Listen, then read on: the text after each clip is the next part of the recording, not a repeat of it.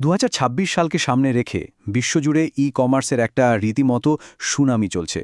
প্রতি বছর আগের সব রেকর্ড ভেঙে দিচ্ছে। সত্যি বলতে এমন কোনো দেশ বা মার্কেট নেই যা এর ছোঁয়া পায়নি। কিন্তু এই যে এত বড় একটা সুযোগের সমুদ্র, সেখানে আসল প্রশ্নটা হলো কোন স্কিল বা দক্ষতাগুলোর চাহিদা সবচেয়ে বেশি? আর তার চেয়েও বড় কথা, কোন স্কিলগুলো শিখলে সবচেয়ে বেশি আয় করা সম্ভব? চলুন আজ ঠিক এই ব্যাপারটাই খোলাসা। তো এই বড় প্রশ্নটার উত্তর খুঁজে পেতে আমরা পুরো বিষয়টাকে ৫টা ভাগে দেখব। প্রথমে আমরা বুঝব ই-কমার্সের এই গোল্ড রাশ ব্যাপারটা কি। এরপর একটা মজবুত ভিত্তি কিভাবে তৈরি করতে হয় তা জানব। তারপর ব্যবসার ইঞ্জিন মানে সেলস কিভাবে বাড়ানো যায় সেদিকে নজর দেব।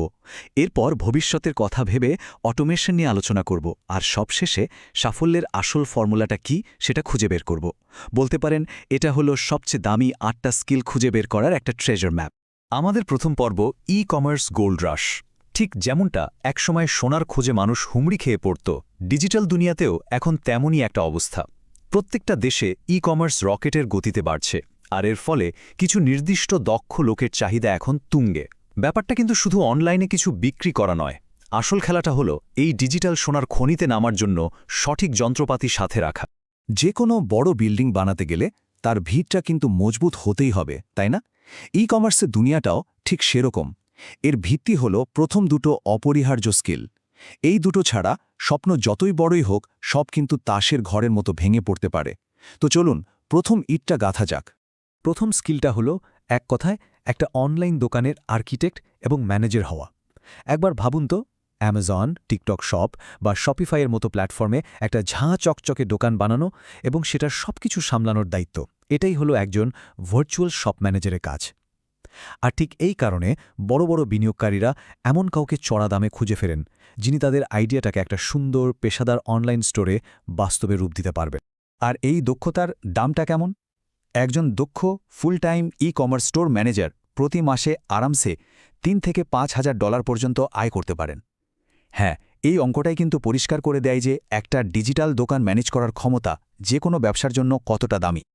আচ্ছা, দোকান তো বানানো হলো, কিন্তু পরের প্রশ্নটাই সবচেয়ে জরুরি। দোকানে কি বিক্রি হবে? এখানেই আসে আমাদের দ্বিতীয় স্কিল, প্রোডাক্ট হান্টিং। এটা অনেকটা বাজারের একজন গোয়েন্দা হওয়ার মতো কাজ। মানে কোন জিনিসটা চলবে, সেটা কোথা থেকে সস্তায় কেনা যাবে, আর কত দামে বিক্রি করলে লাভ হবে, এই সব খুঁজে বের করা। সবাই তো আর নিজে জিনিস বানায় না, তাই বাজারের ভিড়ে লুকিয়ে থাকা লাভজনক পণ্যটা খুঁজে বের করার ক্ষমতাই কিন্তু আসল খেলা। ব্যাপারটা আরেকটু সহজ করে বলি। ধরুন পাকিস্তানে বসে কোনো একজন কিভাবে বুঝবে যে জার্মানির বাজারে ঠিক কোন হেলথ প্রোডাক্টটা মানুষ কিনবে? এই একটা প্রশ্নই কিন্তু গ্লোবাল মার্কেট রিসার্চের আসল সারমর্ম। মানে এক দেশে বসে অন্য একটা দেশের বাজার নিখুঁতভাবে বুঝে সেই অনুযায়ী পণ্য বিক্রি করার ক্ষমতা, এটা একটা অসাধারণ স্কিল, আর এর চাহিদা এখন আকাশ ছোঁয়া। তো আমাদের ভিত্তি তৈরি, দোকান রেডি, কিন্তু এবার তো ইঞ্জিন চালু করার পালা, তাই না?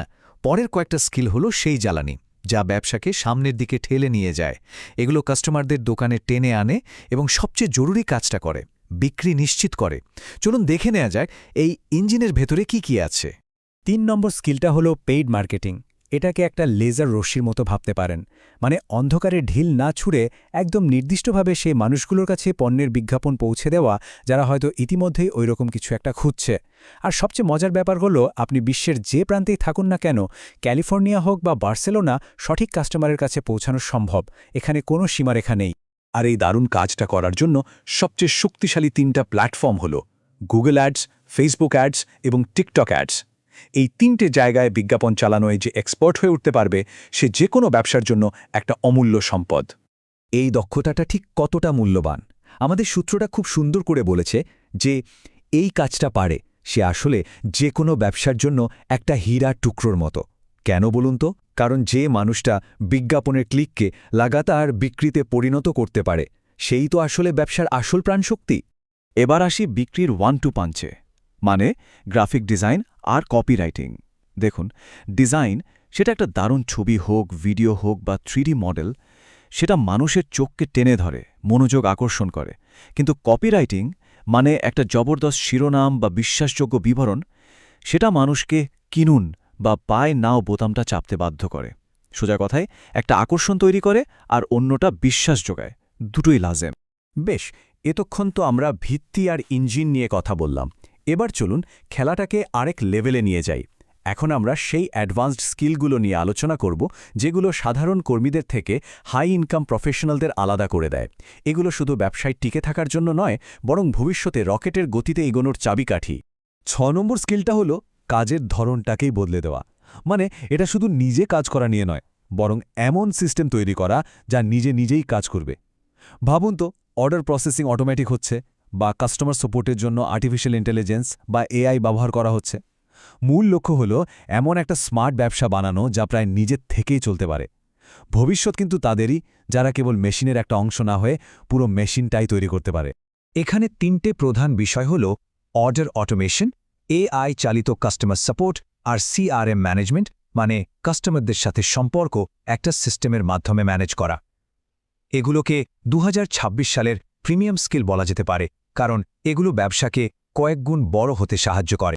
এরপর আসছে 7 নম্বর এবং অমচম চাহিদা সম্পন্ন একটা skill, cross border e commerce.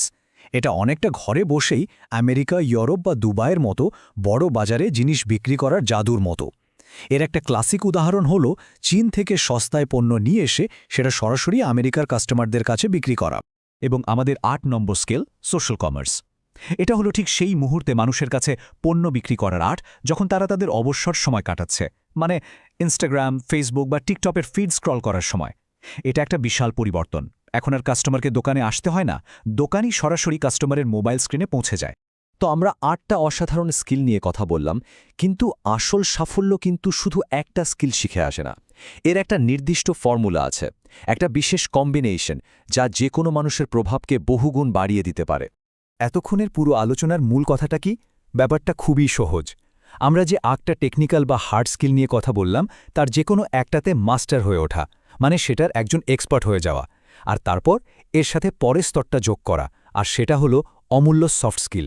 যেমন ধরুন, সাপ্লায়ারদের সাথে কথা বলার জন্য ভালো কমিউনিকেশন, বিনিয়োগকারীদের সামনে নিজের প্ল্যান তুলে ধরার জন্য প্রেজেন্টেশন স্কিল, বিশ্বজুড়ে ব্যবসা করার জন্য ইংরেজি ভাষা, আর মানুষকে কেনার জন্য রাজি করাতে আকর্ষণীয় লেখার দক্ষতা। এই 4টে সফট স্কিল যখন কোনো একটা হার্ড স্কিলের সাথে যুক্ত হয়, তখন একটা অপ্রতিরোধ্য কম্বিনেশন তৈরি হয়। এই ফর্মুলাটা জানা থাকলে 2026 সালে কারো সাফল্য আটকানো প্রায় অসম্ভব।